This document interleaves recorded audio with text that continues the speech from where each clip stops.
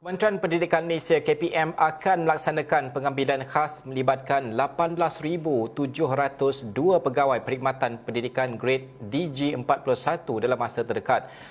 Jika kita lihat proses ini bukan satu proses yang mudah. Ianya bukan satu pengambilan biasa.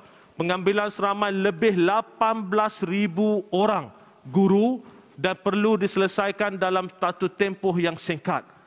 Hai, Assalamualaikum warahmatullahi wabarakatuh. Terima kasih kerana sudi datang ke channel saya. Okey, baik.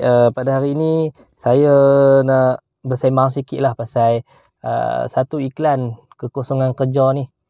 Kekosongan kerja ni. Itu saya ada nampak viral lah. Viral pasal kekosongan kerja sebagai seorang pendidik, sebagai seorang cikgu. Dengar kata nak pakai sampai ada 18,702 orang guru yang diperlukan. Jadi kita ada 18,702 kekosongan, kerja kosong. Kerja kosong ni untuk cikgu lah. Cikgu kita tahu cikgu ni sekolah rendah dan sekolah menengah. Grade dia DH. DG.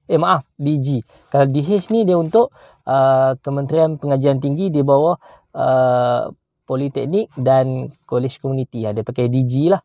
Yang saya tahu lah, yang setakat saya tahu. Tapi kalau cikgu dia pakai grade dia DH. Dan dia buka ni DH41. Jadi nak pakai ramai pengambilan secara one off. One off ni maksudnya sekali ni lah dia nak ambil ramai sampai 18,702 orang one off. Macam sebelum-sebelum ni dia ambil tak ramai kan. Tak ramai, beribu lah tapi taklah ramai macam ni. Tapi ni ambil sekali ramai sebab kita sekarang ni mengalami masalah kekurangan guru secara kritikal. Kritikal di Sabah, Sarawak, Johor dengan Selangor. Jadi nasihat saya kepada sesiapa yang berminat untuk menjadi seorang pendidik, kena siapkan mental hampa lah. Nak pergi mengajar di Sabah ke, Sarawak ke, kalau boleh Selangor dan Johor ke kan.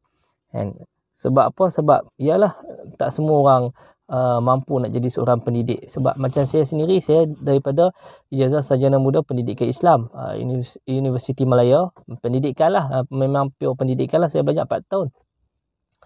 Jadi macam-macam lah bila kita belajar dalam pendidikan ni, pure pendidikan, kita belajar macam mana kita belajar pasal psikologi sikit, kaunseling sikit, lepas tu falsafah pendidikan kebangsaan, falsafah pendidikan Islam. Kita belajar habis. Kiranya bab pendidikan ni kita belajar lah cara. Lepas tu ada praktikal pula kan. Praktikal mengajar ni memang kena mengajar kat sekolah 2 bulan. Belajar cara nak buat RP, cara dalam kelas. Bila kita masuk kelas, kita kena ada set induksi. Apa itu set induksi? Set induksi ni bila kita masuk kelas, kita dalam masa lebih kurang dalam 2 minit atau 3 minit macam tu, kita bagi hint lah, lebih kurang macam tu. Kita bagi hint kepada pelajar dan kita minta dia teka. Kita tak bagi tahu terus, okey hari ni kita nak mengajar ni. Contoh saya, tangan saya ni ada kertas kan. Ada kertas, saya kata dekat kelas, okey kat tangan saya ada kertas. Okey, kalau saya koyakkan kertas ni kan, kalau saya koyakkan kertas ni terkoyak tak? Terkoyak. Okey, bila kertas koyak, kertas ni kita boleh tak nak cantum balik? Boleh, tapi bila kita cantum balik pakai gam ataupun pakai Allahumma salli ala sayyidina Muhammad, pakai selotip, dia tetap akan nampak kesan. Macam itulah hati kita. Hati kita, kalau kata kita melukakan hati orang terkoyak, tetap akan meninggalkan kesan. Jadi kita punya tajuk pada hari ini, boleh agak-agak tak tajuk apa? Ya betul, tajuk kita hari ini adalah untuk menjaga hati sesama insan. Contoh kan, itu contoh set induksi. Baik, bila macam tu benda yang terlintas di fikiran saya bila nak pakai ramai-ramai ni, sebenarnya ini adalah satu peluang kepada kawan-kawan yang mana masih lagi tak posting, yang mana masih lagi tak dapat kerja kan.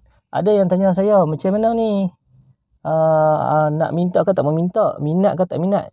Minat atau tak minat, bagi saya personally lah, saya cakap senang, tak tepi dulu, pi je dulu. Kurang-kurang kita tak tahu, kalau kata kita lepas kita masuk ni, Allah akan bagi minat kepada kita. Kadang-kadang minat tu bukan kita nak tunggu minat kita pi. Kadang-kadang bila kita dah berada dalam tu, baru kita seronok. Macam saya sekarang, saya mengajar di Kolej Komuniti. Grade saya DH lah kan. Saya minta, Alhamdulillah dapat. dapat DH. Jadi saya mengajar. Jadi passion tu datang.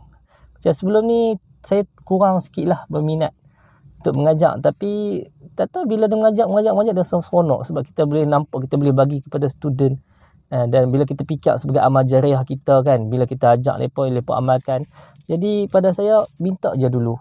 Sebab nanti lepas minta, siapa yang lulus nanti kena ambil, kalau tak salah saya diploma pendidikan kan. Diploma pendidikan akan belajar juga.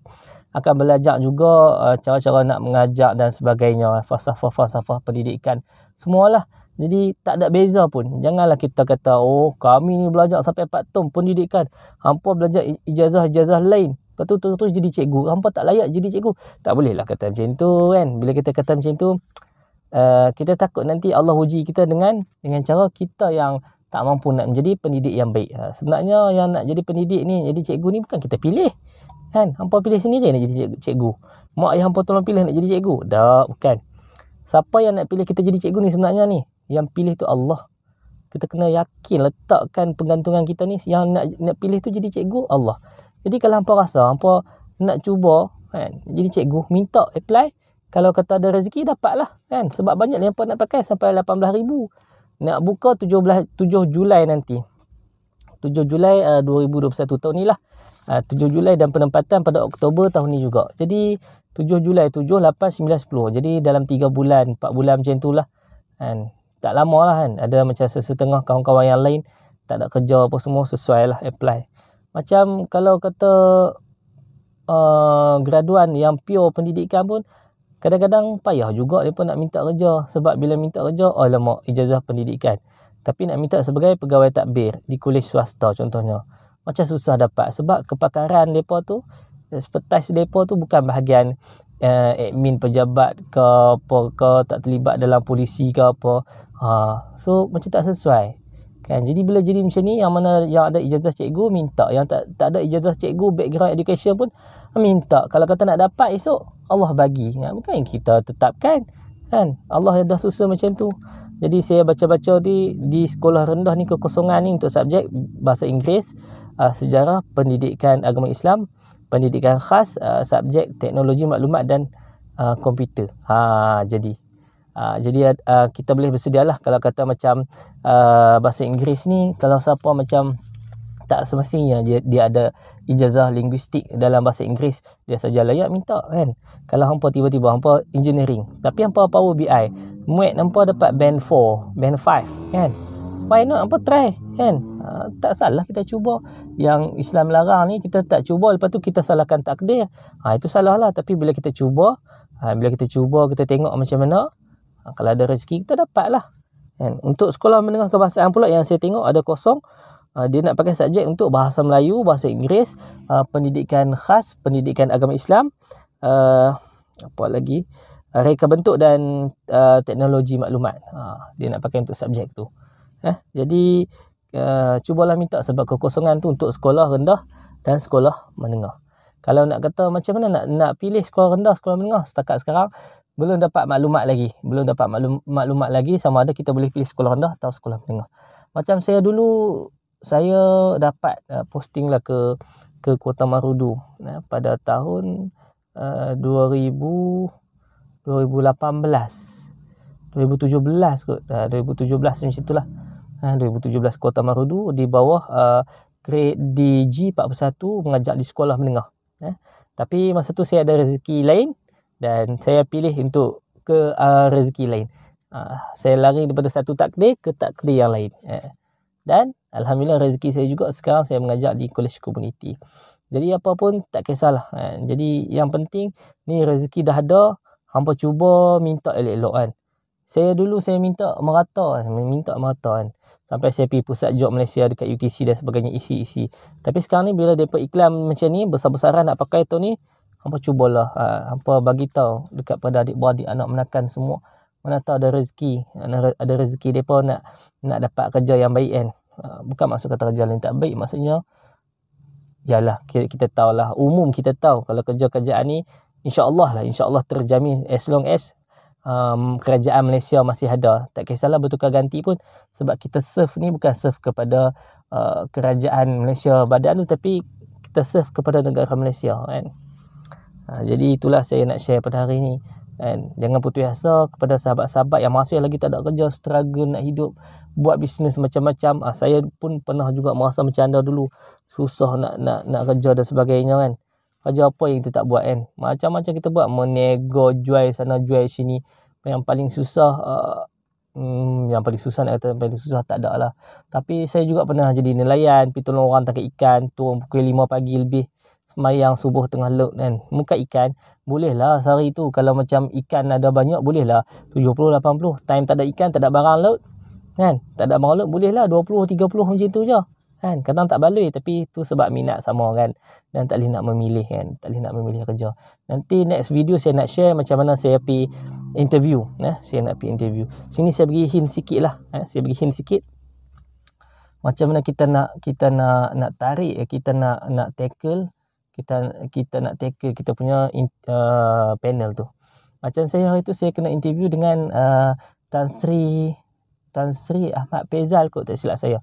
Ahmad ke Tan Sri Faizal. Dia tu Datuk Tan Sri, bekas Datuk Bandar Kuala Lumpur. Lepas tu jadi pengerusi Suruhanjaya Perkhidmatan Pendidikan, kontrak kot, tak silap saya. Sekarang dah bertukar kot kan. Jadi saya kena interview dengan Tan Sri tu. Jadi kita dalam tu, saya alhamdulillah saya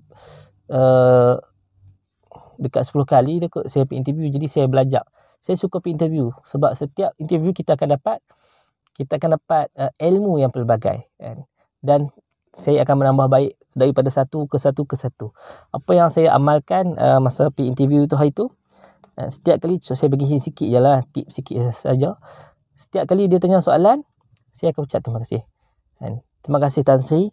Terima kasih Tan Sri. Contoh, dia kata okey, perkenalkan diri kan? Perkenalkan diri. Terima kasih Tan Sri, saya Muhammad Naim bin Abdullah, lulusan daripada Ijazah Sarjana Muda Pendidikan Islam Universiti Melaya, berusia 32 tahun, berasal daripada SIK Negeri Kedah, dan sekarang saya sedang bertugas sebagai pegawai perkhidmatan awam di kolej swasta bla bla bla bla bla. Terima kasih Tan Sri. Nampak? Kamu punya tune note tu, intonasi tu jaga. Macam saya pekat Kedah, tapi saya cover. Jangan nampak sangat pekat tu. Ada kawan saya seorang, saya kesian kat dia. Dia terlalu pekat sangat Kedah dia. Oh saya. Oh saya lah ni saya sekarang ni duk mengajak. Jangan macam tu. Sebab kita kena pakai baju lain sikit kan. Tunjuk kita punya professionalism tu kan. Tunjuk sikit kan. So macam itulah, bila setiap kali dia tanya soalan, saya ucap terima kasih. Bila saya habis cakap, saya ucap terima kasih juga. Lain daripada sahabat-sahabat yang datang interview sendiri kan. Itu kita kena practice lah. Practice make perfect kan. Kena practice. Banyak lagi lah yang saya berjaya menambah hati mereka. Saya buat lain daripada yang lain. Lagi satu saya nak share, bila dia tanya ada apa-apa soalan nak tanya, saya angkat tangan kan. Saya tanya kan. Ada part yang saya tanya, ada part yang saya tak tanya, tapi saya cakap satu ayat yang saya cakap tu, bila saya habis daripada interview tu, kawan-kawan saya yang interview sekali, semua mereka macam teruja kan. Dan mereka tanya, hang cakap ayat apa tu kan. Lepas tu sebenarnya ayat tu saya dapat daripada sahabat saya. Dia bertugas sebagai pegawai penjara, kami interview sekali. Ayat tu nanti saya akan share di video selepas ni lah, teknik-teknik pengalaman saya pergi interview kan. Walaupun tak kata apa, mungkin tak membantu sangat kan, tapi tak sehebat orang lain lah yang pergi interview, yang lulus sampai PTD dan sebagainya. Tapi saya mungkin boleh kongsikan benda ni supaya bagi pedoman, bagi tips kepada kita semua kan. Orang kata kalau kita nak berusaha tu buat sungguh-sungguh, kalau tak dipecahkan ruyung, manakan dapat sagunya. Kalau alang-alang menyelut pekasan, biar sampai ke pangkal ketiak. Pangkal lengan, pangkal ketiak tu kan.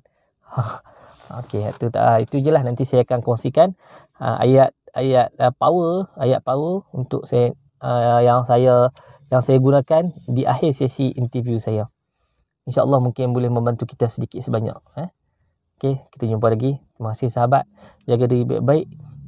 Jaga diri baik-baik, jangan lupa 7 Julai nanti isi di SPP, buka balik laman web SPP, buka balik JPA, isi kemas kini Job Malaysia, lepas tu SPA 8, kan SPA 9 dah kalau ni kan. Tengok balik, tengok mana tahu rezeki kita nak jadi pendidik.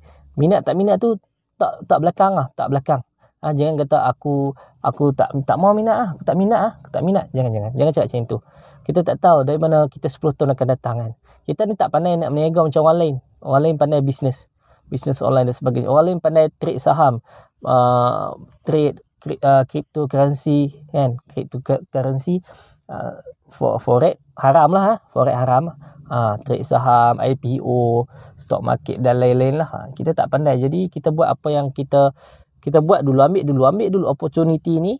Mana tahu ada rezeki kita, minat tu kita pupuk kemudian Kalau kata kita tak ambil peluang ni, kita tak cuba lagi, jadi kita dah rugi dah.